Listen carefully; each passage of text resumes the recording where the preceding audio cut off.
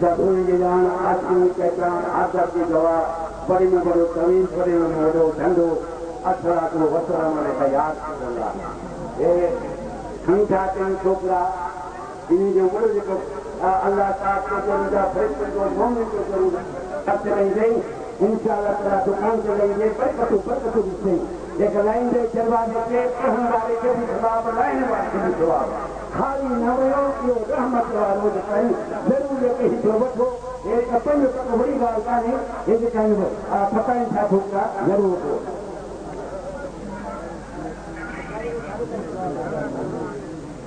میرا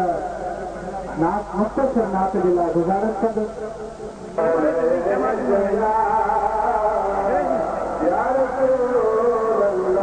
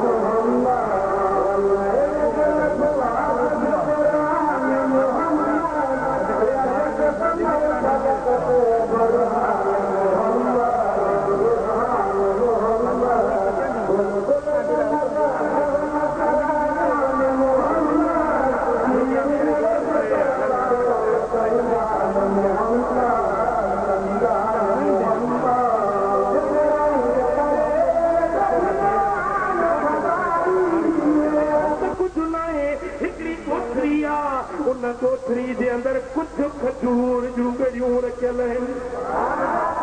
حضرت ابو ہریرہ سے مومن کے گڑیوں تے ایک ہی کھجور جو گڑیوں ہویوں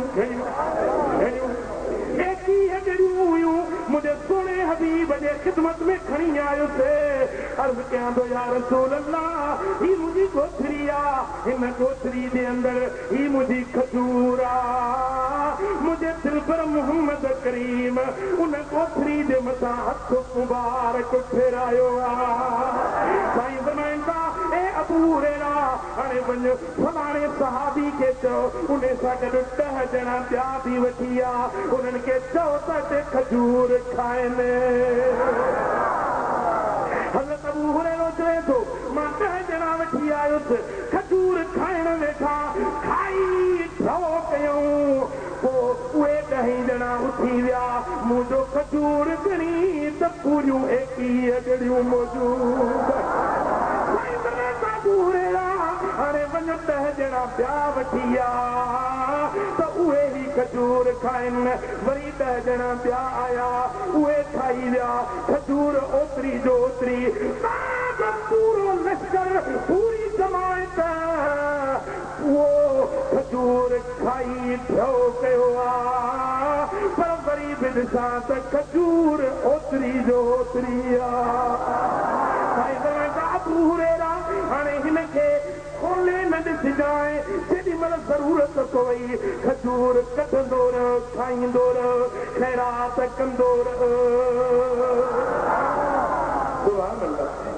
حضرت ابو ہریرہ سائیں فرمائے تو ماں ان کوتھری مجا کھجور کٹھا پان کھاواں خیرات کیا حضور علیہ السلام دی ظاہری حیات طیبہ میں پوری اوہ کھجور کھائیں دو رہے اس کھٹی نہ جو حضرت سیدنا ابو بکر جو دور خلافت آئو کھجور کھائیں دو رہے اسے خیرات کندو رہے اسے نہ کھٹی سا نہ کھٹی حضرت عمر جو دور خلافت آئو کھجور کھائیں دو رہے اسے کھجور نہ کھٹی حضرت عثمان غنی جو دور خلافت آئو کھجور نہ کھٹی تاں جو جین دیارے تھے حضرت عثمان شہید جو انہیں دیارے تھے مجھو وہ گھترو بکم کیویو فرمائے تو انہیں دیارے تھے حضرت ابو ہریرہ روندو پیوچے چوندو پیوچے للناس ہمن ولی امان بینہم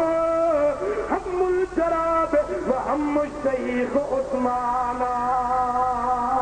اج مانن کے ہکڑو ڈکھوا عثمان غنی جی شہادت جو پر منہ ابو ہریرے کے بڈک ہن ہکڑو عثمان غنی جی شہادت جو ॿियो वरी मुंहिंजे कोठरी जे गुम थी वञण जो 2000 वसक खजूर जा उन मूं कढिया 2000 वसक जीअं अॼुकल्ह किलो आहे उन वक़्त में वसक हुया पर 2000 वसक खजूर जा मूंखां कढिया उन कोठरी मजा पर खजूर न खुटी जंहिंते दिल पर मोहम्मद करीम जो मुबारक हथ में तो सल्लल्लाहु अलैहि या रसूल अल्लाह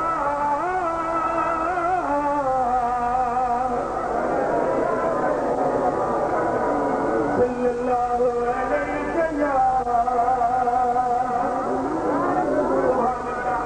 मुझा दोस्तों मुझा सोना हबीब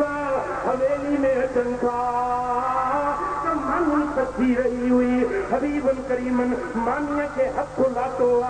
हथ मुबारक मानिया के लगो उहा मानी तनूर में लगायूं त बाह जे सेक में दी सारी मानी पची वई पर जिते महबूब जो हथ मुबारक लगो उहा चाहे ओड़ी जो ओड़ी बाह जो सेक भी न आयो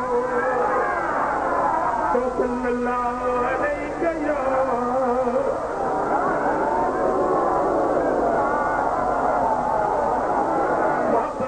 सल्लल्लाहु अलैहि या रसूल अल्लाह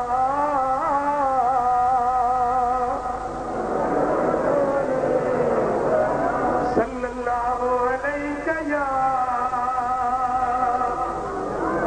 हींअर मदीना मुनव्वरा में रमज़ान मुबारक जे महीने में हाज़िरी नसीब थी मस्जिद नबवी जे कुतुब खाने में हिकिड़ो किताब लिखियुमि महबूबन करीमन जे सवाने सीरत पाक ते उन में महबूब जे पूरे जिस्म मुबारक जे कमालात जा जेकी अहादीस उहे जमा कयो तो अॼु तव्हांजे ख़िदमत में हथ मुबारक जे लाइ जेके हदीसूं लिखी आयो आहियां दिलि करे थी उहे कमालात तव्हांखे बयानु करे ॿुधायां ॿुधंदो साईं मौलवी साहिब अब्दुल हमीद जो 2 कलाक तव्हांजी तकरीर जो टाइम आहे 2 कलाक मां कोन वठंदुसि मुंहिंजो टाइम आहे 1 कलाक छो त मूंखां बाद में मुंहिंजो प्यारो दोस्त अर्जुन अज़ीज़ मुंहिंजो साईं हज़रत अल्लामा मौलाना हाफ़िज़ अली अकबर बुलबुले बाग़े रिसालत उहो तव्हांजो यादि खारींदो अज़मत मुस्तफ़ा तव्हांखे ॿुधाईंदो मोहब्बत ऐं ज़ौक़ सां अॼु मुंहिंजे महबूब जे मुबारक हथ जी ॻाल्हि तो सल्लल्लाहु अलैहि या